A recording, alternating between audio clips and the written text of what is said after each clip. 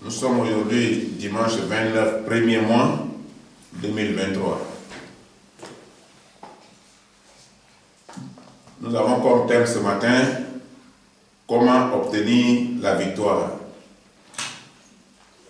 Nous allons parler de la victoire et comment on obtient la victoire. Parce que la victoire, on ne l'obtient pas n'importe comment. Pour les boxeurs, ils boxent avec toute la force et toute l'intelligence pour obtenir la victoire. Pour les footballeurs, ils mettent toute leur force et toute leur technique au stade et ils obtiennent la victoire. Et nous allons parler de la victoire ce matin. Nous allons faire la première question. Première question, qu'est-ce qu'une victoire? Parce qu'avant de parler de la victoire, nous devons savoir la définition de la victoire. Et nous allons donner quelques réponses à cette question. Il y en a plusieurs, mais nous allons donner quelques réponses à cette question. Une victoire, c'est d'abord le succès. C'est le succès obtenu dans un combat. Quand tu obtiens un succès dans un combat, tu as eu la victoire. C'est un succès obtenu dans une bataille, une guerre, d'une lutte, d'une opposition, d'une compétition, une élection. C'est avoir un avantage, etc. Quand les gens vont aux élections présidentielles ou d'autres élections, et quand ils gagnent, ils ont eu la victoire. Donc la victoire, c'est un élément de joie. C'est un élément de joie qui réjouit l'homme lorsque la victoire est dans son camp.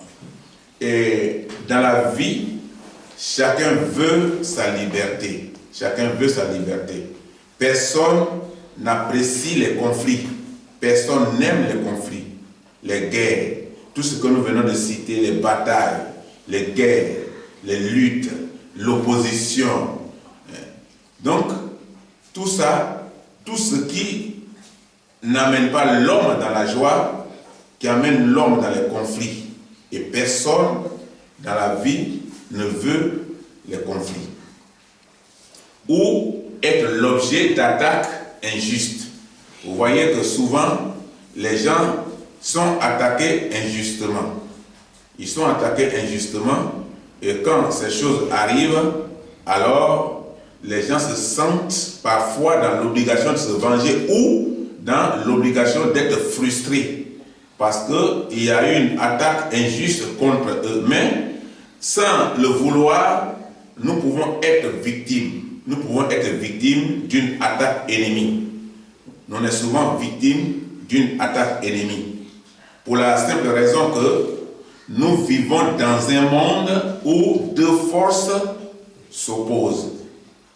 Deux forces s'opposent l'une à l'autre. C'est-à-dire le bien et le mal. Les deux éléments existent au milieu de nous. Et tant que ces deux éléments existent au milieu de nous, il y a toujours le mal qui cherche à triompher sur le bien. Dans ce cas-là, on entend souvent parler de conflits, on entend des guerres, des gens qui veulent conquérir des territoires, et il y a ce problème-là entre l'humanité. Et il y a la haine, il y a souvent ce qui engage l'homme à la destruction de l'autre, de sa vie ou de ses biens. Nous allons lire dans 2 Timothée 3, verset 12. 2 Timothée, chapitre 3, verset 12. Dans 2 Timothée, chapitre 3, verset 12, la Bible dit « Or, tous ceux qui veulent vivre pieusement en Jésus-Christ seront persécutés. » Ici, la Bible nous précise la persécution, mais la persécution d'un certain nombre de personnes. Et la Bible a précisé que la plupart des persécutions qui concernent les enfants de Dieu, c'est à cause du nom de Jésus-Christ.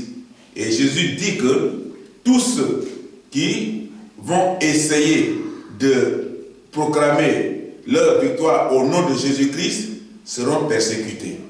Et tous ceux qui veulent vivre pieusement, qui qui veulent vivre dans la piété, qui veulent vivre dans la sanctification, qui veulent être dans la joie, qui veulent être dans l'amour de Dieu, la Bible dit qu'ils seront persécutés. C'est le message d'exhortation et d'encouragement que l'apôtre Paul envoie à Timothée. Ici, c'est l'apôtre Paul qui écrit une lettre à Timothée. Et il lui dit, alors, tous ceux qui veulent vivre pieusement seront persécutés. Donc déjà, il amène Timothée à avoir une foi solide face à la persécution, face à des choses qui vont lui arriver. Mais aussi, c'est pour dire à tous les disciples de Jésus-Christ d'être préparés déjà pour affronter la persécution. Donc tous ceux qui se réclament de disciples de Christ seront persécutés. Donc ici déjà, Paul prépare la moralité, la mentalité spirituelle de Timothée à se préparer en conséquence, de même que ce message aussi nous encourage à nous préparer spirituellement, à nous préparer mentalement, à nous préparer physiquement, à affronter des difficultés, à affronter la persécution. Parce qu'une persécution est une oppression contre la liberté d'une personne. La personne est oppressée. Donc, il y a contre cette personne-là quelque chose qui l'empêche d'être libre, de vivre librement. Alors, on a vu souvent dans l'histoire la persécution des Juifs. Les Juifs ont été persécutés. Ils ont été déportés. Ils ont été brûlés dans les conteneurs. On voulait finir avec cette race dans le monde. Mais Dieu a préservé un certain nombre de Juifs afin que aujourd'hui leur race continue d'exister. Il y a eu la persécution dans le milieu des Noirs. Il y a eu des millions, des dizaines de millions de Noirs qui ont été déportés, qui ont été assassinés, qui ont été enchaînés, qui ont été livrés à la persécution en Europe, en Asie, partout. Donc, dans le monde entier, le noir a connu la persécution. On voit souvent ce qu'on appelle en Ukraine les nazis, ceux qui persécutent, qui tuent et qui ne veulent même pas voir les noirs, jusqu'à aujourd'hui, de nos jours, au XXIe siècle. Donc, ces persécutions ont été connues aussi nombreux et fortement dans le milieu des noirs.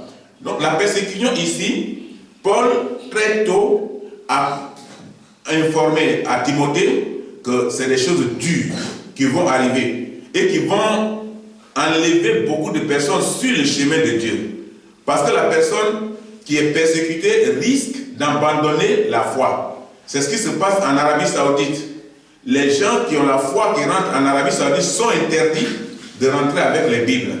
Mais quand ils arrivent en Arabie Saoudite, ils font un effort pour se regrouper en petit nombre et prêcher l'évangile et avoir leur mobile comme la représentation de la Bible pour pouvoir s'exhorter entre eux. Mais quand on les prend, ils vont en prison parce qu'ils ont enfreint à la loi islamique.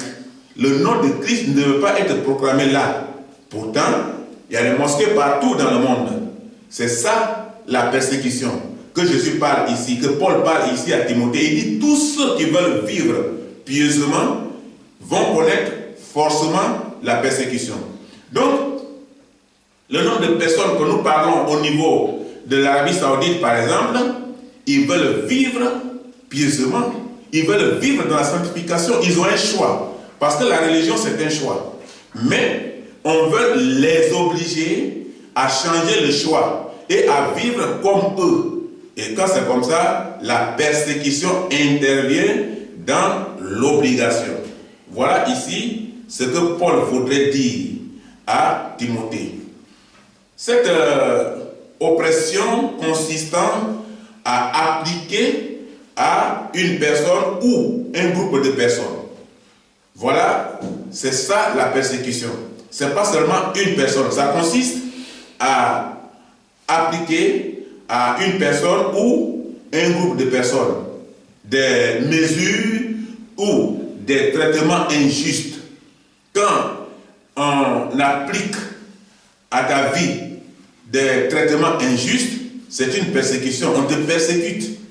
Ta famille peut te persécuter. Tes amis peuvent te persécuter. La persécution peut être partout, ça peut exister partout, là où que tu sois. Donc, ici, on note violence ou cruelle pour des raisons d'ordre idéologique, politique, religieux ou encore racial.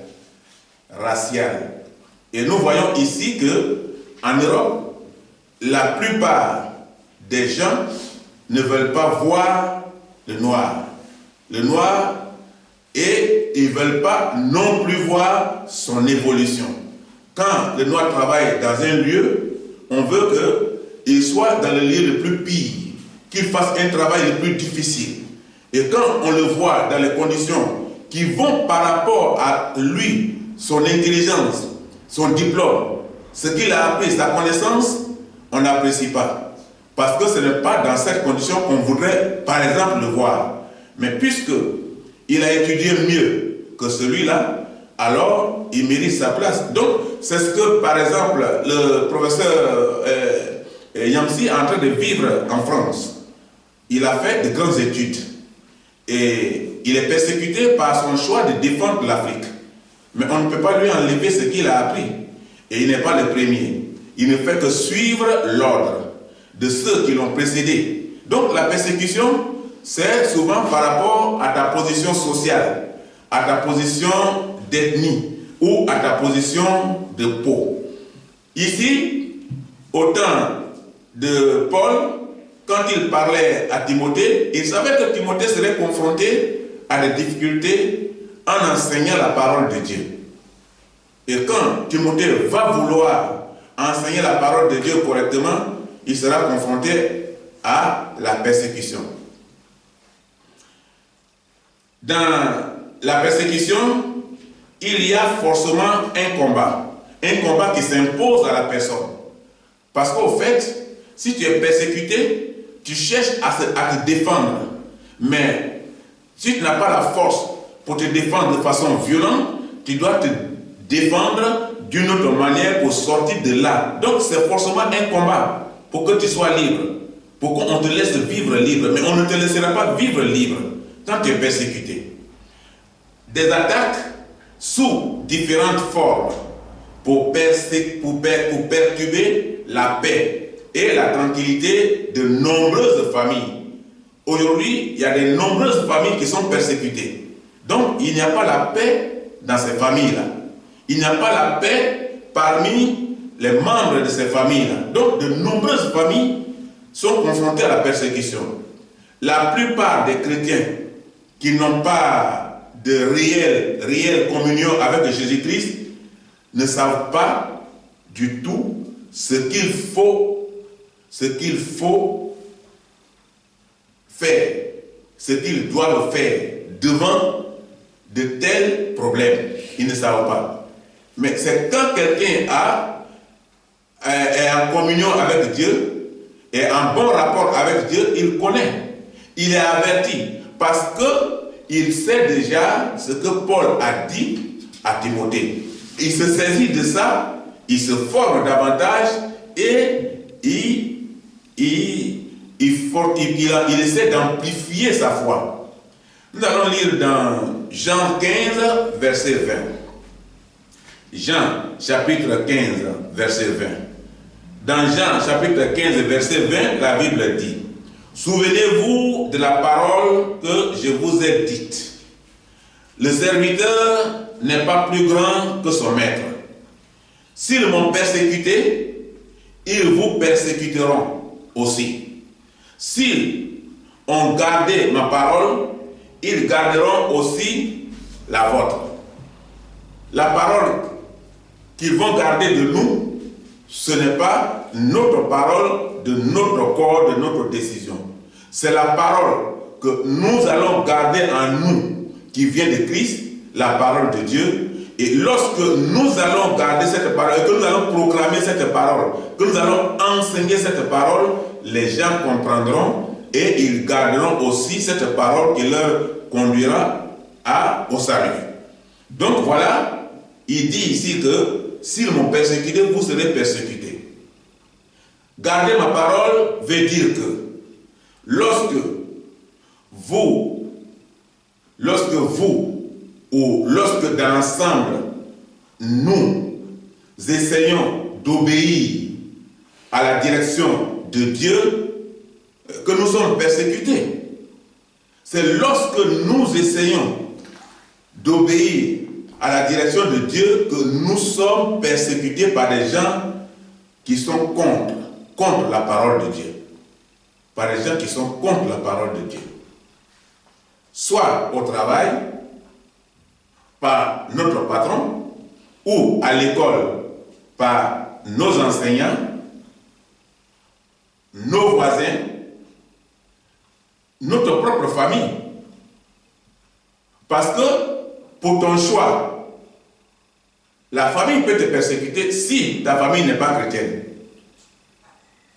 La famille peut te persécuter pour avoir choisi Jésus-Christ comme maître, comme guide. Pour avoir choisi la parole de Dieu dans la Bible comme guide. Tu seras persécuté. Et ta propre famille peut te persécuter. Parfois, la source de l'attaque peut nous prendre par surprise. Parce que quand quelqu'un vient de loin, qu'il t'attaque, tu n'es pas surpris. Mais on peut être surpris souvent par la source de l'attaque. C'est-à-dire quelqu'un que nous croyons être notre ami. Nous le considérons comme ami. Nous lui disons tout. Nous lui ouvrons notre cœur. Ou notre compagnon de lutte. Quand on parle de compagnon de lutte, dedans, il se trouve beaucoup d'éléments. Il peut être des amis, il peut être un ami avec lequel tu as fait de longs chemins, vous avez commencé ensemble, vous luttez ensemble pour les mêmes objectifs, et vous voulez atteindre votre objectif. Ça, ou alors, personne de confiance. Une personne de confiance peut être notre compagnon de lutte. Quand on parle de lutte, on parle de combat. Quand on parle de lutte, on parle de l'objectif à atteindre. On parle de lutte, on parle de chemin à faire. Et on peut faire tout ça ensemble, donc quelqu'un de confiance. Ou comme par exemple, notre mari ou notre femme peut soudainement changer de position et devenir notre ennemi. Et on voit ça dans beaucoup de foyers qui ont été détruits, dans beaucoup de familles qui ont été détruites, où il y a des assassinats. Parce qu'au fait, quand quelqu'un est de même cœur que toi, il ne peut pas t'assassiner. Quand quelqu'un t'assassine, ça veut dire qu'il est devenu ton ennemi. Et donc ces sources sont des sources qui peuvent surprendre. Parce que c'est des gens qui vivent ensemble, qu'on ne pense pas qu'ils peuvent tuer l'un ou l'autre. Et ça arrive, et l'histoire, nous la voyons très régulièrement dans la télévision. Nous les voyons dans les journaux écrits. Et cette manière de faire veut dire que ça vient de très proche et ça surprend.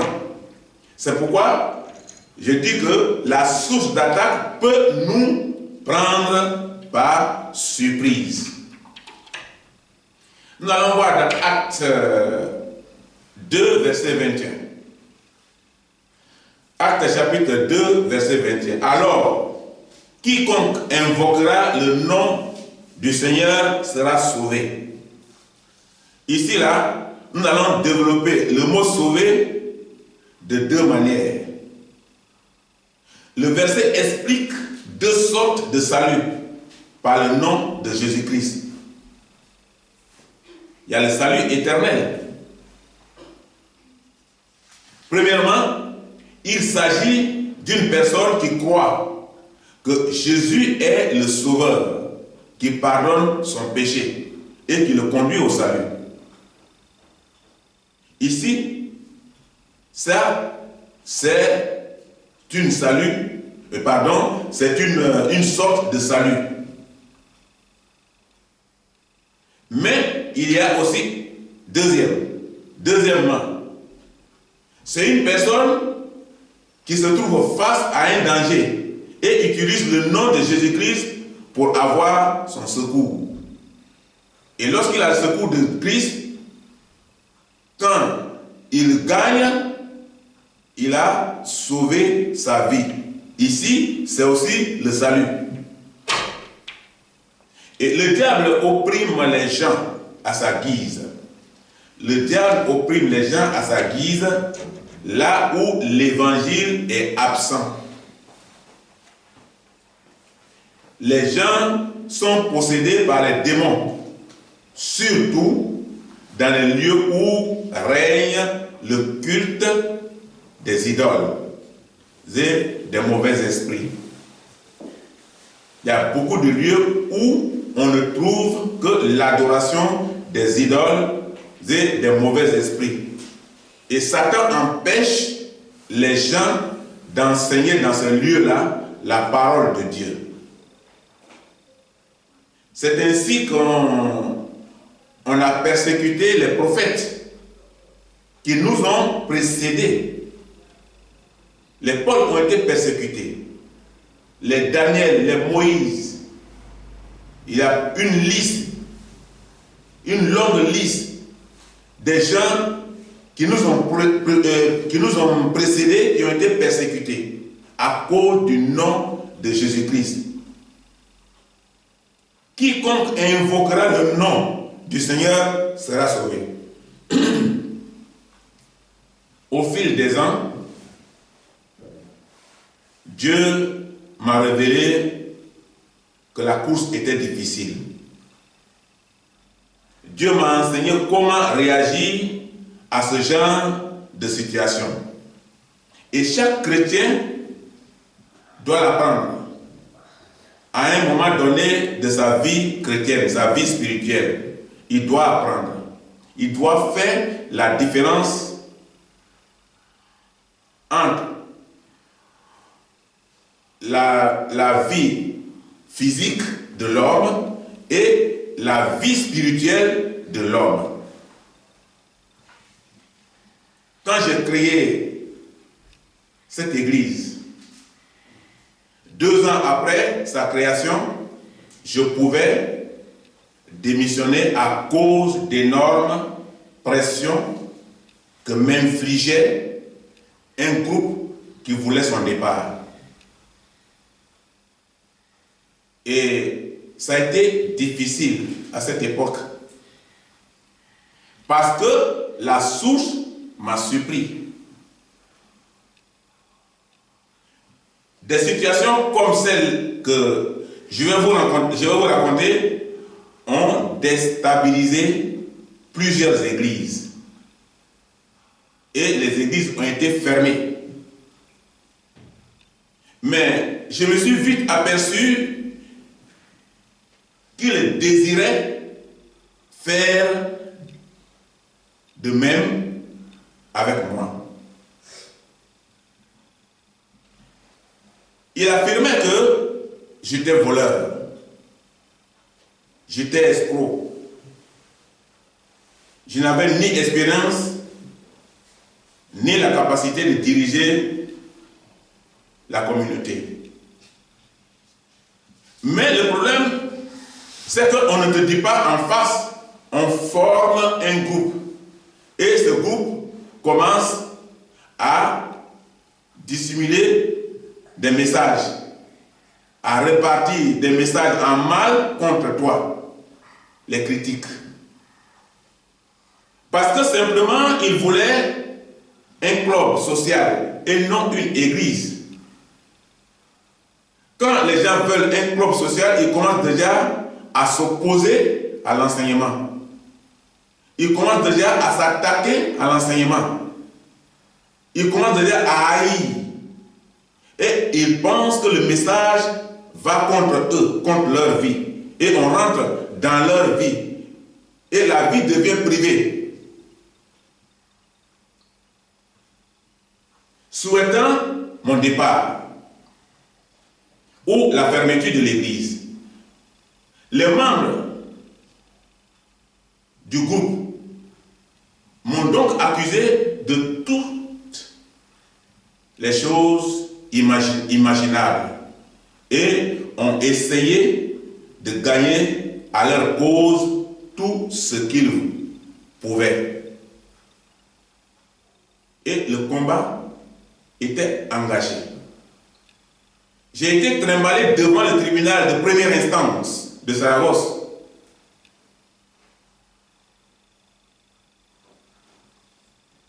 Il invitait les autorités païennes à me poursuivre en justice, jusqu'à me condamner.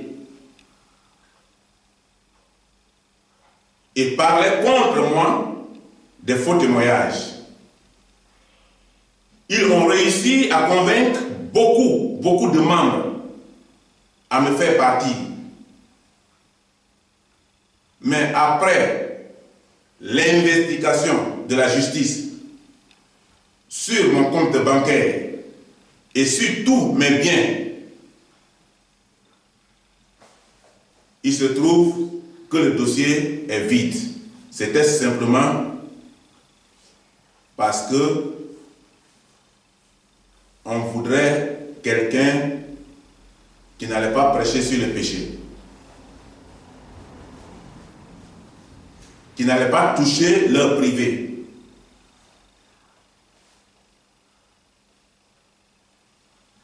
Et quand le dossier est vide selon le juge, les gens ont commencé à déserter l'église. Des gens qui auparavant m'avaient dit qu'ils m'aimaient et ils aimaient ma prédication ont cessé de me parler dans la ville après leur échec et leur départ de l'église par qui ils avaient simplement honte. Encore pire, pour ceux qui habitaient le même quartier avec moi. On se dépassait dans la rue comme si on ne s'est jamais connu. J'avais le cœur brisé. Et je priais. Je demandais la solution au Seigneur. Jour après jour, agenouillé pour prier, je disais au Seigneur, à quel point, Seigneur, à quel point j'avais besoin de lui. Et je savais qu'il m'avait appelé à travailler dans cette église, parce qu'il m'avait appelé à faire son œuvre. Parce que mon cœur était libre et mon cœur était disponible pour le service du Seigneur. Je mettais toute ma vie, je mettais tous mes moyens économiques, je mettais toute ma force spirituelle et physique. Donc j'étais convaincu que le Seigneur qui connaît l'intérieur de l'homme savait ce que je faisais pour son œuvre. Mais j'avais l'impression de perdre la bataille face à Satan. Face à Satan et non contre les hommes qui se sont opposés à moi. Parce que le problème est spirituel. Le problème n'est pas physique, le problème est spirituel. C'était des esprits qui contrôlaient ces personnes, à devenir violents, à devenir hypocrites, à devenir des gens sournois.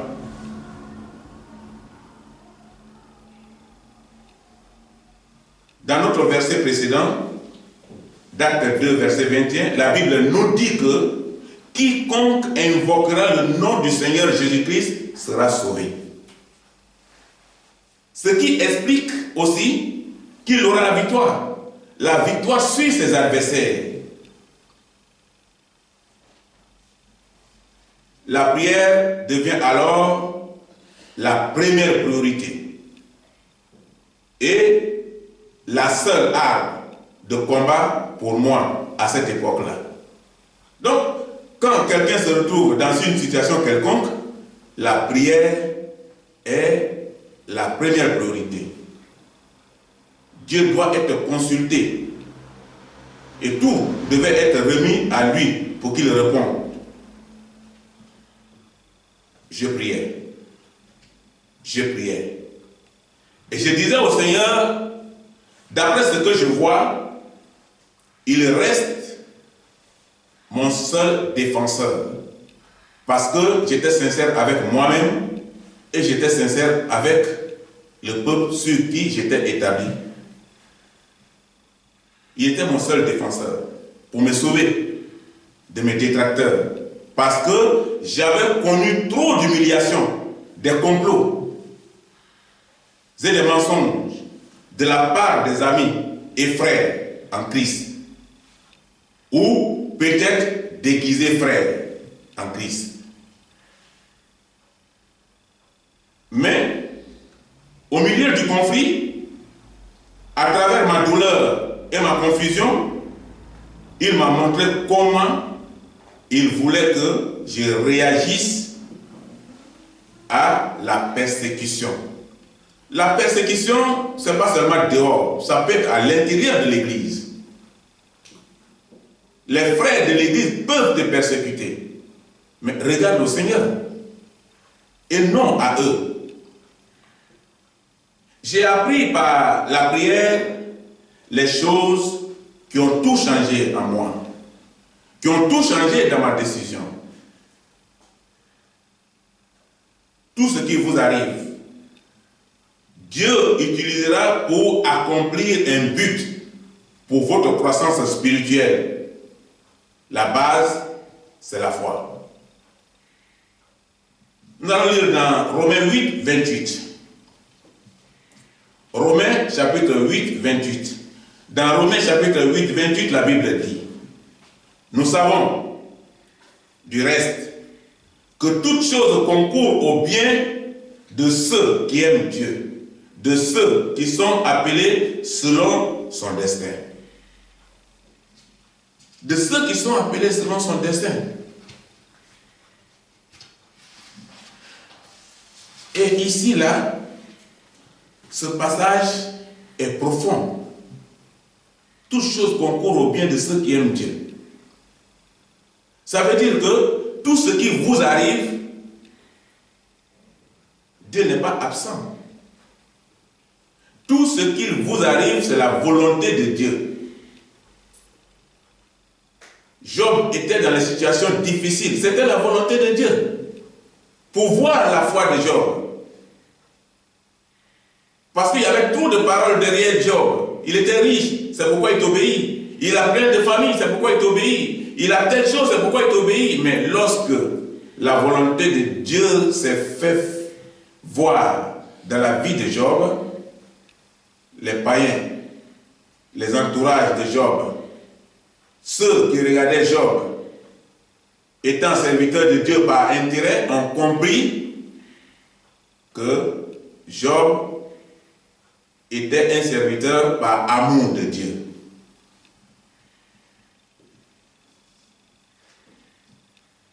Et cette attitude vous empêchera de devenir méchant, de devenir hostile, agressif ou vengeur envers les autres qui vous persécutent. Et quand le Seigneur permet des occasions pour que les gens touchent à votre vie, même s'ils vous causent une grande douleur, voyez-les comme des instruments pour la prière. C'est l'occasion que Dieu vous donne pour prier. C'est l'occasion que Dieu vous donne pour vous distinguer des autres. Anne était dans la douleur. Anne priait. Le prophète lui a dit, mais tu as bu, sors d'ici. Et Anne était une femme spirituellement mûre. Elle a expliqué au prophète sa douleur, ce qu'elle vivait, mais ce qu'elle parlait à Dieu. Elle n'a pas pris le prophète comme son ennemi. Et le prophète a compris Anne. Donc, prenez toute situation qui vous arrive comme instrument de prière. Ce ne sont pas eux qui sont au contrôle, ceux qui vous persécutent, mais c'est Dieu, car toute chose concourt au bien de ceux qui aiment Dieu. Nous comprenons par ce verset que c'est Dieu qui programme toutes les circonstances, lui seul, pour sa gloire et pour notre bien. Parce que c'est lui qui connaît ce qui nous convient, ce qui est bien pour nous. Mais il y a une condition préalable. Parce que la personne qui utilise le nom de Jésus-Christ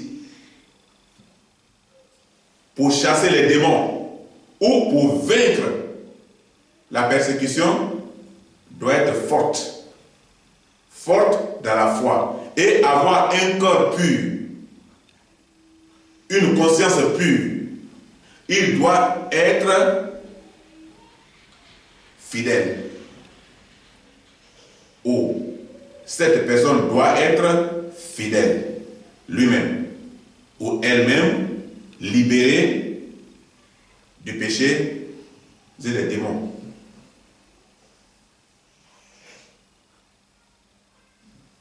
Je vous enseigne ce témoignage, je vous enseigne ces choses pour que vous ne négligez rien du plan de Satan pour la destruction de l'Église ou la destruction de votre propre vie spirituelle. Satan travaille de différentes façons, de plusieurs manières. Souvent, on voit Satan sur le côté de la sorcellerie, sur le côté du fétichisme, sur le côté... Mais Satan travaille sur la destruction de la vie humaine. Parce que quand la vie humaine est détruite, tout est détruit en toi. L'homme est à 90% spirituel et 10% charnel. Donc, si 90% spirituel est dans la défaillance, les 10% ne sont vraiment rien. Et c'est ce qui est arrivé.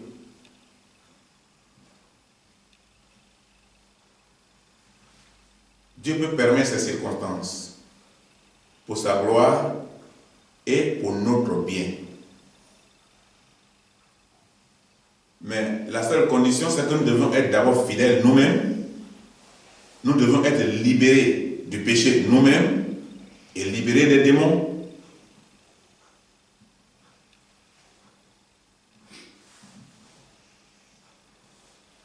Parce que Satan fait tout ça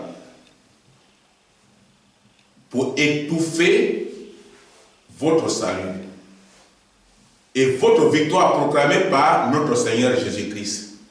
Quand quelqu'un est fidèle, sa victoire est proclamée déjà. Parce que Jésus a gagné sur la mort. Il a gagné sur les ennemis qui l'ont emmené à la croix. Mais il a dit, Seigneur, Père, pardonne-leur car ils ne savent pas ce qu'ils font. Ça ne veut pas dire que ces personnes-là ne sont pas conscientes de ce qu'ils font. Mais ça veut dire simplement qu'ils ne sont pas d'eux-mêmes. Ils ne le font pas d'eux-mêmes. C'est des esprits qui travaillent en eux et qui les conduisent. Ils ne savent pas ce qu'ils font. Puisqu'ils travaillent sous pression de l'esprit qui est en eux.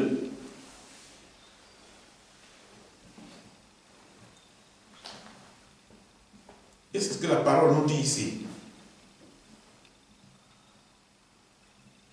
Quand vous restez concentré sur Dieu, les choses que Satan utilise pour vous paralyser n'arrivent plus.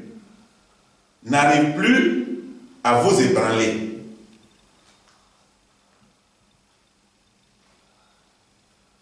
Vous n'écoutez plus les voix accusatrices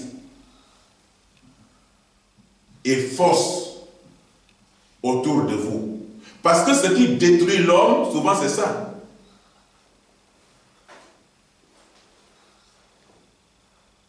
Souvent, c'est quand on écoute et on prend en considération les voix accusatrices et fausses. Et on est culpabilisé. Maintenant, tu dois comprendre pourquoi depuis très longtemps, rien ne marche chez toi. Parce que tu écoutes, parce que tu fais ce que l'autre dit. Tu ne fais pas ce que dit Dieu. Cherchons premièrement la volonté de Dieu, car quiconque croit en Christ sera sauvé. Nous allons lire notre dernier verset dans Ésaïe 41, verset 10. Ésaïe chapitre 41, verset 10, la Bible dit: ne crains rien, car je suis avec toi. Ne promène pas des regards inquiets, car je suis ton Dieu. Je te fortifie, je viens à ton secours, je te soutiens de ma droite triomphante. Voici ce que la Bible dit. Mais si Dieu te soutient par sa main triomphante, qu'est-ce qu'il peut te branler encore? Rien. La force de l'homme ne peut pas t'ébranler. La puissance du deuxième ciel ne peut pas t'ébranler. Parce que l'homme, comme toi, malgré qu'il soit possédé d'une puissance ténébreuse pour devenir ton ennemi ou pour t'attaquer, ne peut pas t'ébranler. Parce qu'il a une puissance limitée. Et Dieu a une puissance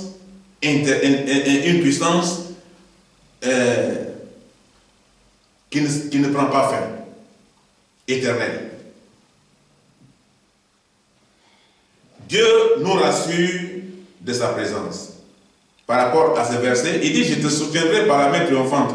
Dieu nous rassure de sa présence quand nous sommes dans les épreuves. Satan veut que nous pensions que la situation est pire. Satan va te dire toujours que c'est grave. Tu ne peux pas t'en sortir. Mais si tu crois en Dieu, quiconque croit en Dieu sera sauvé. Quand tu te vois noyé, tu crois en Dieu, tu seras sauvé. Jésus était avec ses disciples dans le bateau, il pleurait parce que Jésus dormait. Le vent était violent, l'eau s'agitait. Ils avaient peur. Souvent on a peur quand le vent est violent. On a peur quand l'eau s'agite, quand notre vie est attaquée. Simon Pierre a dit: je vais marcher comme toi. Il a marché sur l'eau. Mais après, il a commencé à descendre. Souvent on dit, comme Jésus a dit à Simon, tu es un homme de petite foi. Et souvent les gens disent: Simon a une petite foi. Mais Simon, lui, au moins, il a marché sur l'eau. Est-ce que nous, on peut marcher sur l'eau? On ne peut pas marcher sur l'eau. Donc, quand Jésus dit à Simon: tu as une petite foi, c'est parce que Jésus est Dieu. Mais lorsque Simon a fixé Christ, il a commencé à marcher. Lorsqu'il a perdu la vue, ça dit qu'il a commencé à regarder ailleurs, à l'eau qui s'agitait, il a eu peur. Il a commencé à s'enfoncer. Quand tu fixes la croix de Christ, tu es solide. Je ne parle pas de croix, les bois qu'on colle derrière la chair du pasteur, non. Je ne parle pas des croix qu'on met au cou, non. La croix de Christ, c'est la persécution que tu peux traverser. C'est ça la croix. Mais donc, ta foi va déterminer ta fidélité. Donc Satan veut que nous pensions comme ça, que tout est pire.